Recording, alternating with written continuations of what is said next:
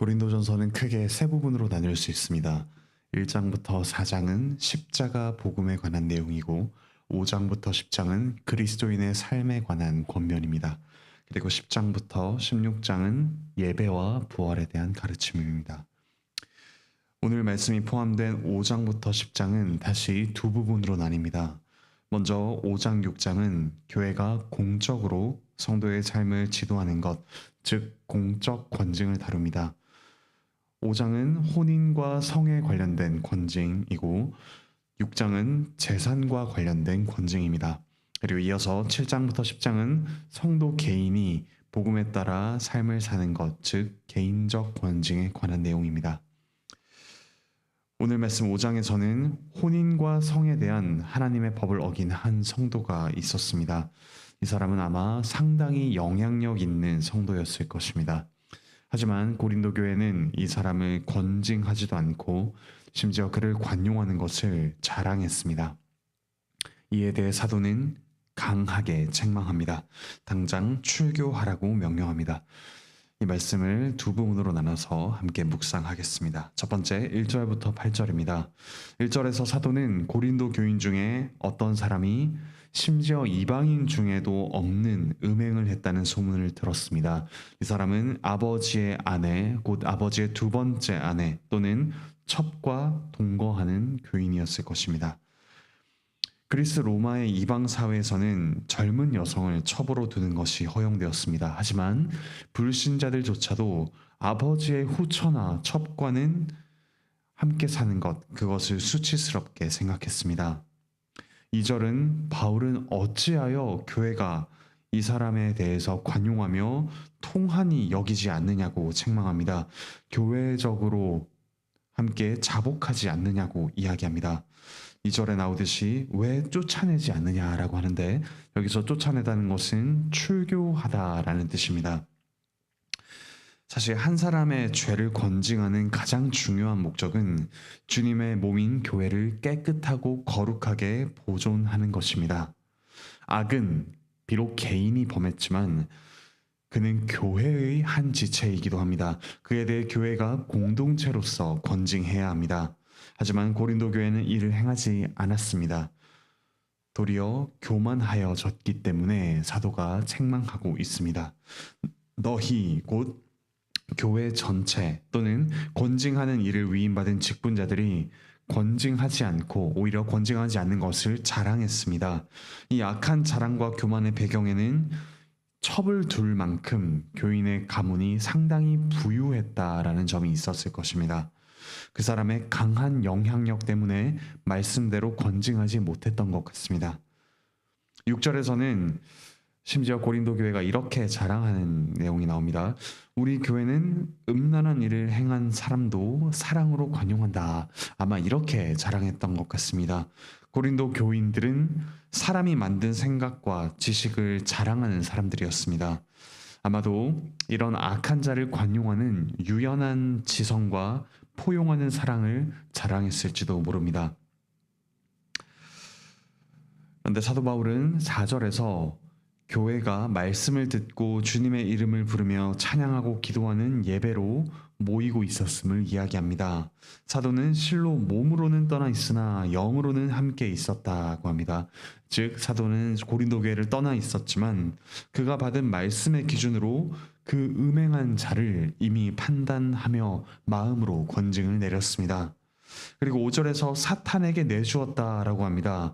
출교의 판단을 사도 바울이 내렸다라는 뜻입니다. 사도는 성령님의 인도를 따라서 이렇게 이야기하는 것입니다. 당신은 그리스도가 아니라 사탄의 지배를 받고 있는 상태다라고 선언하는 것이죠. 죄를 범한 교인이 그 상태를 실제로 느낄 수 있도록 사도는 마음으로 이미 출교 선언을 했음을 고린도 교회에 알립니다. 고린도 교회는 이 사도의 복음을 따라 성령님께 순종하여 출교를 선포해야 합니다. 사실 이렇게 출교라는 말은 너무나도 강하고 또 그렇게 우리에게 어느 정도 거부감을 줄지도 모릅니다. 하지만 이 출교 또는 권징은 우리에게 유익합니다. 권징의 목적을 세 가지로 나눠볼 수 있습니다. 첫 번째, 죄를 지은 그 사람이 회개하여 거룩하게 되는 것입니다. 5절에 나오듯이 육신은 멸하고 영은 구원받게 하려 함입니다. 출교를 당하여 교회의 보호를 받지 못하는 고통이 실로 큽니다. 그 고통을 통해서 이 죄를 지은 사람들이 회개하도록 마음이 이끌립니다. 결국에는 구원을 받을 수 있도록 소망 가운데서 권징하는 것이 이 권징의 목적입니다. 두 번째 권징의 목적은 교회 공동체 전체를 거룩하게 하는 것입니다. 하나의 누룩, 즉 죄가 교회 전체인 떡덩이에 퍼지는 것을 막기 위함입니다. 6절에 그 비유가 나옵니다. 순결을 지키기 위해 누룩, 즉 악한 일을 행한 사람을 제거해 버려야 합니다. 그를 출교하며 권징해야 합니다. 7절에 나오듯이 그리스도께서 유월절 양으로서 희생되셔서 우리의 죄를 은혜로 용서하셨습니다. 그런데 이 용서는 죄를 쉽게 짓는 자유를 주는 것이 아닙니다. 그리스도의 은혜에 감격하고 순종하는 삶, 순결하고 거룩한 삶을 살도록 하기 위한 것이 바로 용서입니다. 구약교회에서 유월절을 낀 한 주 동안 집안에 누룩이 있는 음식을 모두 제거했습니다. 성도의 모든 삶에서 죄의 누룩이 없어야 함을 배우도록 하기 위해 이와 같은 유월절 규례를 제정하셨습니다. 이처럼 교회 전체가 거룩해지기 위해서, 거룩을 유지하기 위해서 권징을 시행합니다. 세 번째 권징의 목적이자 가장 중요한 목적은 죄를 지은 사람 개인 그리고 교회 공동체 전체가 순결을 유지해서 결국에는 하나님께 영광을 돌리기 위함입니다. 이와 같은 권징의 유익이 있기에 우리는 권징을 적절하게 사랑과 지혜로 시행해야 합니다. 이어서 9절부터 13절에는 죄를 짓는 사람들, 교회 안과 교회 밖 모두 죄를 짓는 사람들과의 교제에 대해서 가르칩니다. 9절에서 이렇게 이야기합니다. 내가 너희에게 쓴 편지에 음행하는 자들을 사귀지 말라 하였거니와, 아마도 이 고린도 전서를 쓰기 전에 또 다른 편지, 지금은 남아있지 않지만 이 편지에서 사도가 그와 같이 썼을 것입니다. 그리고 이어서 지금 그 의미를 더욱더 자세히 설명하고 있습니다. 11절에 형제라 일컫는 자는 주 예수의 이름을 함께 가지고 있는 자입니다. 이 형제라 일컬음 받지 않는 자, 즉 교회 밖에 있는 자에 대해서는 그가 죄를 짓든 안 짓든 함께 교제를 해라 라고 합니다. 왜냐하면 그와 같은 자와 교제하지 않는다면 교회는 완전히 세상 밖에 있어야 할 것입니다.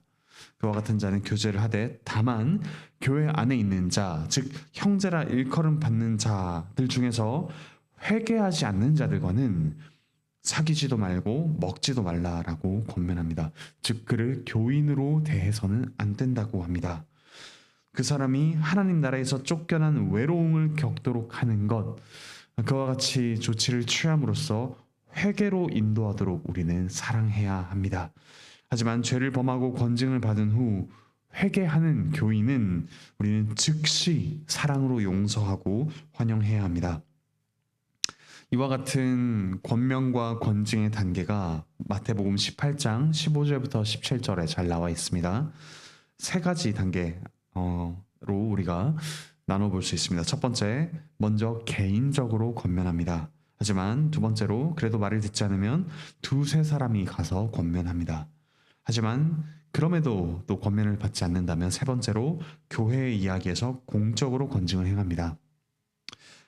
그런데 이 교회의 책망까지 거부한다면 성찬을 금지하고 그래도 회개하지 않으면 출교합니다.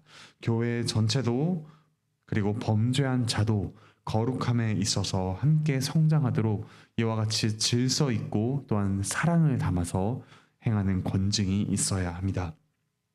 교회 안에 하나님의 찬란한 영광이 드러나도록 우리를 사랑하시고 용서하시되 우리를 거룩하게 빚어가시는 그 하나님의 영광이 드러나도록 해야 합니다.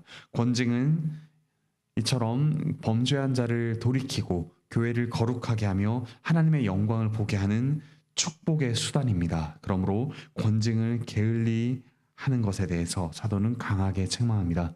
사랑하는 형제자매 여러분, 우리 역시 이와 같이 죄와 싸웁시다.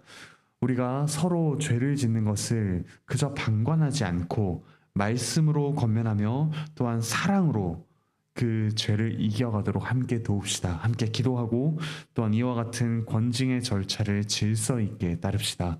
누군가를 맹목적으로 비난하며 그를 사회적으로 매장하기 위해서가 아니라 그를 다시 되찾기 위해, 죄로부터 다시 되찾기 위해 이와 같은 질서 있는 권징을 행합시다. 그리고 일상적으로 함께 죄와 싸워 이기는 경험을 해나가시길 바랍니다.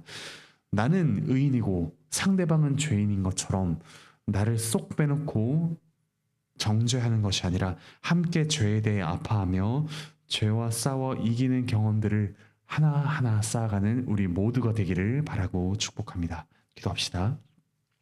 하늘에 계신 우리 아버지 하나님, 참으로 감사드립니다. 저희를 죄에서 건져내셔서 죄에 대해 승리하며 이제 하나님을 따라 의 아래에서, 은혜 아래에서 살아가게 하시니 감사드립니다. 저희는 죄를 완전히 이길 수 없었지만 우리 주 예수 그리스도께서 죄와 싸워 완전히 승리하셨기에 이제 저희는 죄의 종이 아니라 하나님의 종으로, 하나님의 백성으로, 하나님의 사랑받는 자로 살아갈 수 있게 되니 참으로 감사합니다. 하나님, 저희가 이제 이 남은 죄들과 싸워 나가는 삶을 살아가게 하여 주시옵소서. 죄와 싸우되 피 흘리기까지 싸우게 하여 주시고, 또한 죄와 철저하게 싸우며 저희가 죄와 싸워 이기는 경험들을 해나갈 수 있도록 저희 안에 죄를 미워하는 마음을 허락하여 주시옵소서. 그러나 또한 죄인을 사랑하는 마음을 주셔서 그 죄인을 사랑함으로 저희가 권징을 하며 또한 함께 회개하고 이 죄와 싸워 교회를 더욱더 거룩하게 해나가며 하나님의 영광을 보는 은혜를 누릴 수 있도록 주께서 은혜 위에 은혜를 더하여 주시옵소서. 몸과 마음의 아픔으로 괴로움 받는 성도들 주께서 속히 회복시켜 주시옵소서. 직장 안에서의 죄와 싸우며 또한 취업과 이직을 위해 애쓰는 이들에게 주께서 지혜를 더하여 주시고 주님의 나라를 위해 일할 수 있는 은혜를 베풀어 주시옵소서.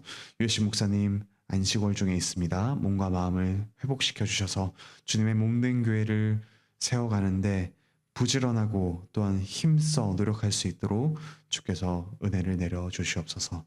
감사드리며 예수 그리스도의 이름으로 기도합니다. 아멘.